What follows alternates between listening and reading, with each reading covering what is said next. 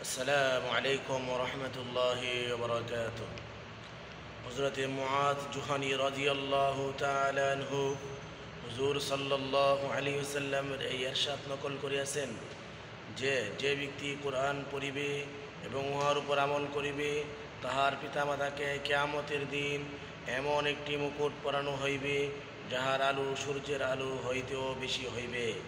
যদি সেই সূর্য তোমাদের ঘরে হয় সুতরাং যে ব্যক্তি নিজে কোরআন উপর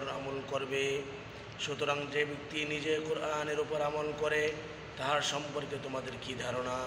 আবু দাউদ, আহমদ, হাকিম। অর্থাৎ কোরআনে পাক পড়ার এবং উহার উপর আমল করার বরকত। এই যে কোরআন পাঠকারীর মাতা পিতাকে এমন মুকুট পরানো হইবে যাহার আলো সূর্যের আলো হইতে অনেক বেশি হইবে। যদি সেই সূর্য তোমাদের ঘরে হয়, অর্থাৎ সূর্য এত দূর হইতেও কত বেশি আলো দেয়, আর যদি উহা তোমাদের ঘরের ভিতরে আসিয়া যায় নিঃসন্দেহে উহার আলো চমক আরও বহুগুণ বাড়িয়া যাইবে। সুতরাং কোরআন পাঠকারীর মাতা পিতাকে যে মুকুট পরানো হইবে উহার আলো ঘরে উদিত হওয়া সূর্য হইতেও বেশি হইবে। আর যখন তেলাওয়াতকারীর পিতামাতার জন্য এত বড় সম্মান রহিয়াছে তখন স্বয়ং তেলাওয়াতকারীর প্রতিদান কত বড় হইবে তাহা নিজেই অনুমান করিয়া নিতে পারে। যাহারা উসিলা তাহাদেরই যখন এত মর্যাদা, তখন আসল পরনেওয়ালার মর্যাদা আরও বহু গুণ বেশি হওয়াই স্বাভাবিক। মাতা পিতাকে এই সম্মান শুধু এই জন্যই দেওয়া হইবে যে তা সন্তানের জন্য শিক্ষার মাধ্যম হইয়াছে। সূর্য গড়ে হওয়া সম্বন্ধে যে উপমা দেওয়া হয়েছে উহাতে সূর্য নিকটবর্তী হওয়ার কারণে আলো অধিক অনুভূত হওয়া ছাড়াও একটি সূক্ষ্ম বিষয়ের প্রতি ইঙ্গিত রহিয়াছে। উহা হইল কোনো বস্তু সবসময় কাছে থাকিলে উহার প্রতি আকর্ষণ মহব্বত বেশি হয়। তাই সূর্য দূরবর্তী হওয়ার কারণে যে অচেনা ভাব রয়েছে সর্বদা নিকটে থাকার কারণে উহা মহাব্বতে পরিণত হইবে। এই হিসাবে আলো ছাড়াও উহার সহিত মহাব্বতের প্রতি ইঙ্গিত বোঝা যায়।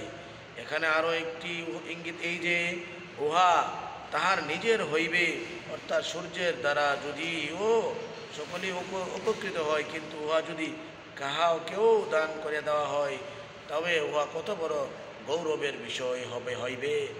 হাকিম রহমতুল্লাহ আলাইহি হযরত বুরাইদা রাদিয়াল্লাহু তাআলা আনহু হুজুর সাল্লাল্লাহু আলাইহি ওয়াসাল্লাম এর ইরশাদ নকল করিয়াছেন যে ব্যক্তি কোরআন শরীফ পড়িবে এবং উহার উপর আমল করিবে তাহাকে একটি নূরের তৈরির মুকুট পরানো হইবে এবং তাহার পিতামাতাকে এমন 2 জোড়া পোশাক পরানো হইবে যে পুরা দুনিয়া উহার মূল্য পরিশোধ করিতে পারিবে না।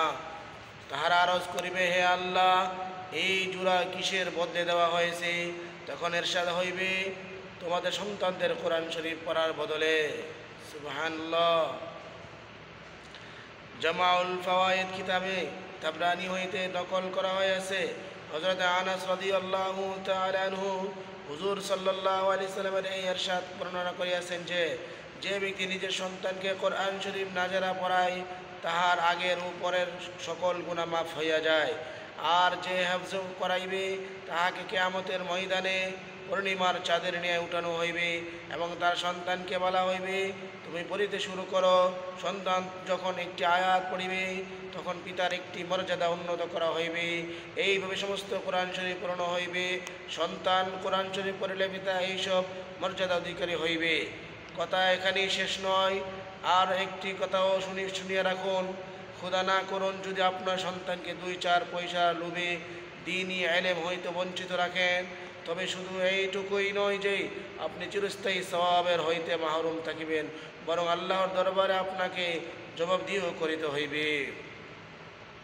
আপনি এই ভয়ে যে মৌলবী ও হাফিজগণ লেখাপড়ার পর মসজিদের মোল্লার মানুষের দয়ার ভিখারি হইয়া যায়, আপনার সন্তানকে ইয়া হইতে বাঁচাইতেছেন, মনে রাখিবেন উহা দ্বারা আপনি তাহাকে যে তো চিরস্থায়ী বিপদ ফেলিতেছেন, সাথে সাথে নিজের উপরও কঠিন জবাবদিহির বোঝা চাপাইয়া লইতেছেন। আল্লাহ সবাইকে সঠিক বুঝ দান করেন, আমিন।